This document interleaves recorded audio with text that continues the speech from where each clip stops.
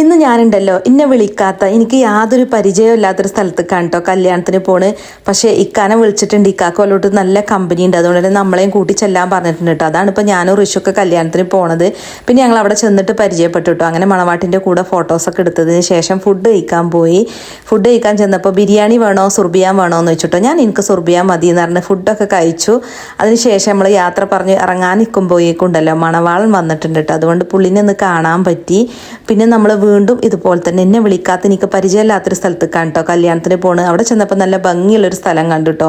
ഋഷു ആണെങ്കിലോ അതിൻ്റെ ഭംഗി കണ്ട് ആസ്വദിച്ച് നിൽക്കാൻ കേട്ടോ. അപ്പോഴേക്കും ഇക്ക കാറൊക്കെ പാർക്ക് ചെയ്ത് വന്നിട്ടുണ്ട്. അപ്പോൾ ഞങ്ങൾ മണവാട്ടിൻ്റെ ഉപ്പാനെയും ഉമ്മാനെയൊക്കെ പരിചയപ്പെട്ടു കേട്ടോ. ഞങ്ങളല്ല, ഞാൻ ഇക്കാക്ക് ഓൾറെഡി ഓലെ നന്നായിട്ട് അറിയാം. പിന്നെ 2 സ്ഥലത്ത് കല്യാണത്തിന് പോയപ്പോഴും നമ്മുടെ വ്യൂവേഴ്സിനെ കുറേ പേരെ കാണാനും പരിചയപ്പെടാനും ഒക്കെ പറ്റിയിട്ടോ. പിന്നെ ഞാൻ ആദ്യമായിട്ടല്ല അതുപോലെ എനിക്ക് പരിചയമില്ലാത്ത സ്ഥലത്തേക്ക് കല്യാണത്തിന് പോകണം കേട്ടോ. ഇതിന് മുമ്പ് 2-3 കല്യാണത്തിന് ഇക്കാൻ്റെ കൂടെ പോയിട്ടുണ്ട്. അതുകൊണ്ട് എനിക്കിപ്പോൾ അത് ശീലമായിട്ടുണ്ട് കേട്ടോ. അതുകൊണ്ട് വലിയ ബുദ്ധിമുട്ടൊന്നും തോന്നിയിട്ടില്ല. ഞങ്ങൾ ഇറങ്ങിയപ്പോഴേക്കും മണവാളൻ എത്തിയിട്ടുണ്ട് കേട്ടോ. പിന്നെ ഞങ്ങൾ വീട്ടിലേക്ക് പോയിട്ട് വൈകുന്നേരം ഒരു 4 മണിയായപ്പോൾ വീണ്ടും ഇറങ്ങിയിട്ടുണ്ട് കേട്ടോ. നല്ല മഴയാണ്. അപ്പോൾ ഇങ്ങോട്ടാണ് പോണത് വെച്ചാൽ കോട്ടക്കൽ പോവാണ് കേട്ടോ. എൻ്റെ പല്ലിന് അലൈനർ ഇടുന്നുണ്ട്.